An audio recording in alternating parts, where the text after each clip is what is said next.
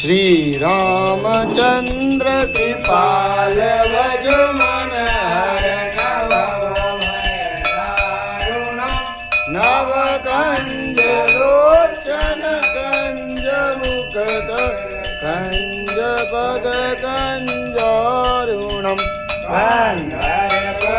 गणित अमित सुंदरम पटकीतमानहु करितरुचिसु नौमि जनकसुतावरं वजुदीनबन्धु दिनेशदानव दैत्यवंशनिकन्दनं रघुनन्दयानन्दकन्द कौशल गंज दशरथनन्दनं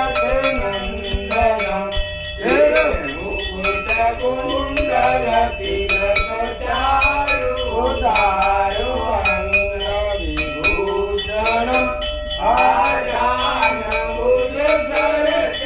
आजानभुजसरचापधरसं रामचित्रकरभूषणम्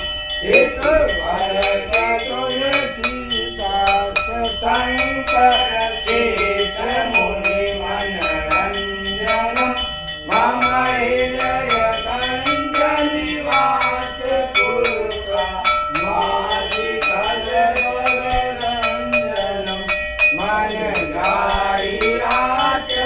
मिलयितो वरसहज सुन्दर सावरो करुणानिदान सुजानशील स्नेह जानत रावरो दैवादि गौरी अधीश सुनिधिय सहित हर्षितयने तुलसी भवानी पूज पुनि पुनि मुदित मन मंदिर चली जानि गौरी अनुभूत ज्ञान तुम जाग गई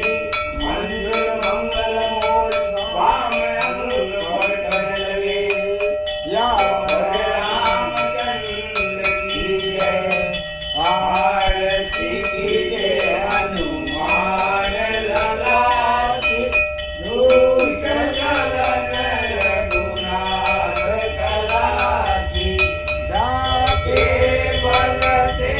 गिरे पर कापे रोग दोष जाके निकट न जाते अंजलि पुत्र महाबल जाई संतन के प्रभु सदा सहाय रघुनाथ पठाए लंका जाई जिया सुधिराए लंका तो कोटि सम